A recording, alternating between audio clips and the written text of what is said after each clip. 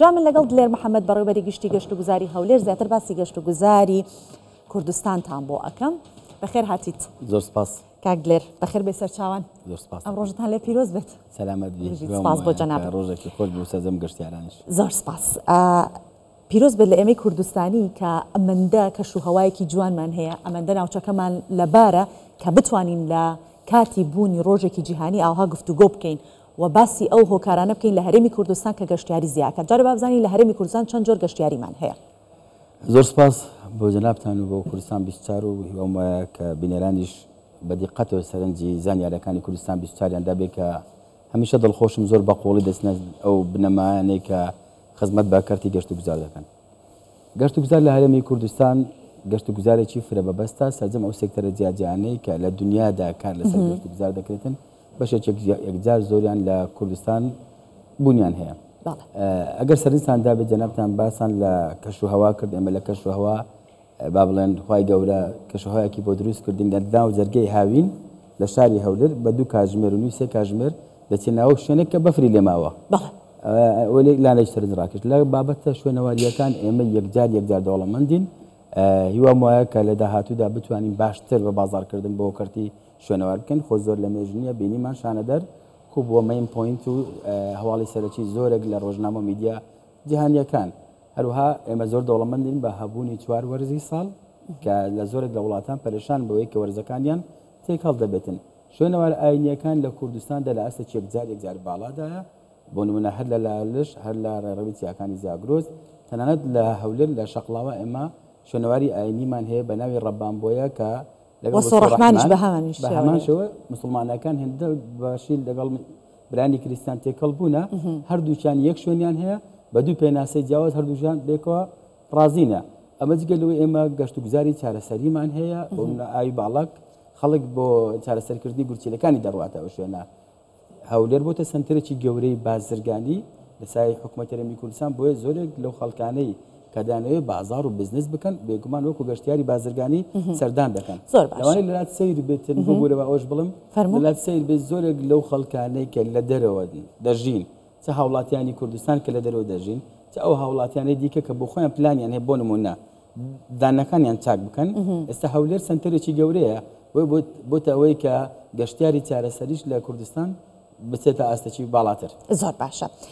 لێرە پرسیارەکە ئاوها دروستە بێ بۆ من کە بڵێم کاک دلێر جەنابەت ئاماژەت بۆەوە کرد کە فڵان شوێنمان هەیە ئەمەمانە چۆن من لە ناو ڤیدیۆڵەکە هەندێک ئاماژەم پێکرد چۆن لە قسەی کوردەواری خۆمانەڵێ نان بۆ نانەوە گۆشت بۆ قەساب با زیاتر جەنابەت زانیاری ورترت هەیە لەسەر ئەوە بیڵێ. بەڵام ئەوەی کە ئێمە باسیەکەین زۆر جار وازانین بەس گەشتیاری ناوەڕاست و خواروی عراقە کە دێتە هەرێمی کوردستان. بەڵام ئێمە تموحمان زیاترە ئەمانەوێ ژێرخانی ئابوووریەکی باشمان هەبێت. چی بکەین لە وڵاتانی دەرەوە بۆ هەرێمی کوردستان گەشتیار ڕابکێشین؟ بەڵێ چیشمان کردووە تاکو ئێستا؟ بەڵێ زانی من دەمەوێ بە ویژدانەوە و بە دیقەتەوە قسە لەسەر کارنامەی کابینەی نوێمی حکوومەتی هەرێمی کوردستان بکەین کە لە چەند خاڵێکدا یەکانگیرە بۆ ئەوەی کوردستان بێتە سنتەرێکی گەشتیاری.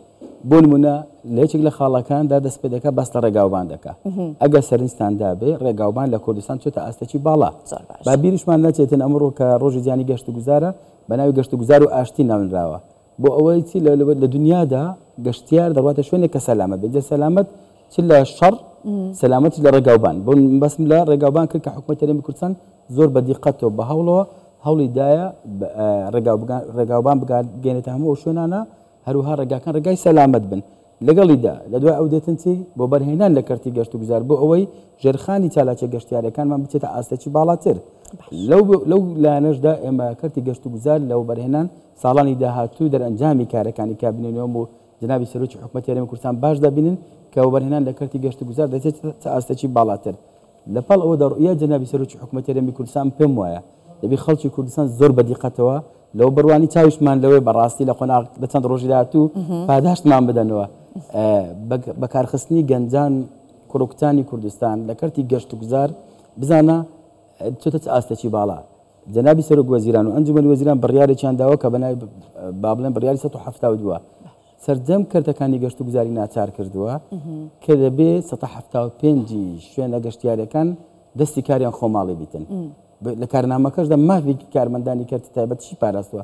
مەبەستم هەموو ئەوانە بێکەوە کۆبکەوە ژینگەیەکی سەلامەتت بۆ دروست دەبێت ئەو ژینگە سەلامەتە یەک دەر ئەنجام لێ دەکەوێتە ئەویش گەشتیار بێتە کوردستان اینجا ئەو گەشتیارە لە ناوەڕاستی عێراق دێن لە خواری عێراق دێن یا لە دەرەوە دێن بۆ ئەوەی کە باس لە گەشتیارانی دەرەوەت کرد جەنابەت شتێک بڵم لە ماوەی ڕابردوو بینیمان جامی کەندا و لە بەسڕا هەبوو جەنابی سەرۆکی حکوومەتی کوردستان حکوومەتی هەرێمی کوردستان لە با بڵێن لە وێبسایتەکان لە باسی ئەوەی کرد لە پلتفۆرمی ئێکس یا خۆ تویتەر ئەوەی کە جاران بەناوبانگ بوو فەرموو بووی بفەرمونون گەشتیارانی کەندا و ڕوو لە هەرێمی کوردستان بکەن ئەوەکو شتێک باز دەکەم لەو کاتەدا حکوومەتی عێراق ڤیزای هەڵگرت بوو بۆ گەشتیارانی کەندا و ئێمە لە کوردستان لەسەر ڕاستپاردەی جەنابیان ڤیزەمان هەڵگرت بۆ گەشتیارانی کەندا و ئەو کاتە زۆرێک لە گەشتیارانی کەندا و کە هاتبوون چەند ڕۆژێک لە بەسڕا و خواری عێراق بەسەر بن ڕویان لە هەرێمی کوردستان کرد ئێستا ڕۆژانە فڕۆکەخانەی نێودەوڵەتی هەولێر پێمان دەڵێ گەشتیارێکی چەند جۆرە و جۆر ڕوو لە هەرێمی کوردستان دەکەن کە خۆشبەختانە بەشێکی زۆریان لەوانە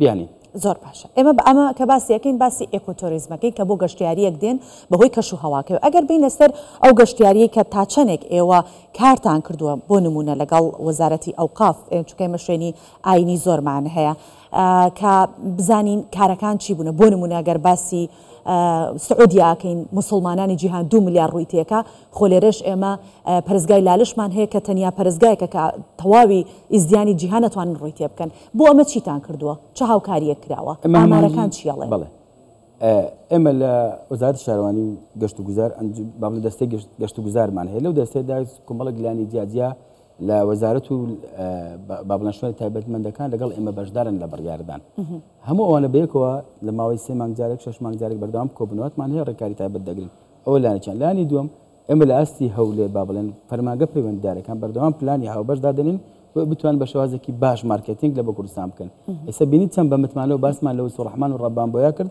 کە جەنابەت با بڵێن زانیاریت لەسەری هەبوو پێ ئاشنا بووی باسمان لەوە کرد کە لالش لە کوردستان هەیە بەڵام یەک گرفتمان هەیە مەکاتی بە گەشتیارانی دەرەوە دەڵێن کاتێک لەو پێشنگانی دەوڵەتیانە بەشداری دەکەن پێیان دەڵێن کاکە ئێمە با بڵێن شوێنێکمان هەیە سپەیسێکمان هەیە لەو ناوچەیە ئەوە سەرنجڕاکێشەکەیتی ئەو ئاستە باڵاکەیتی زۆر جار ناچار دەبین بەهۆی ئەو ناوچە گەرمەیە کە کوردستانی تێدا بەداخەوە دەبێ با بڵێن پێناسەیەکیان بۆ بکەین بۆی ئاشنا ببێنە کوردستان کێشەمان ئەوەیە زۆر جار کوردستان لە ناو چوارچەوەی عێراقێکی گەرمدا پێناسەکراوە بۆیە ئەو بربەستە پێویستی بەوە هەیە کە زیاتر کاری لەسەر بکرێ پێم واتە ئاسەکی باشش لەولایەنە موفق بووین بۆیە کە باسمان لە فڕۆکەخانەی دەوڵەتی هەولێر کرد ئەگەر سەرنجتان دەبێت دەبینن چەند بەردەوام گروپی تایبەتمەند لە وڵاتانی دیکە دێن حتا ئەگەر پێت بڵم کاریگەریەکان لە سەرهاتی گەشتیاری بیانی لەسەر بەڵام پێشەوەیکە کاریگەریەکانم پێم چونکە کاتم زۆر کەماون پێویستم بە ئامارێکە چەندێک تاوەکو ئێستا گەشتیار لەم ساڵە سەردانی هەرێمی کوردستان زانی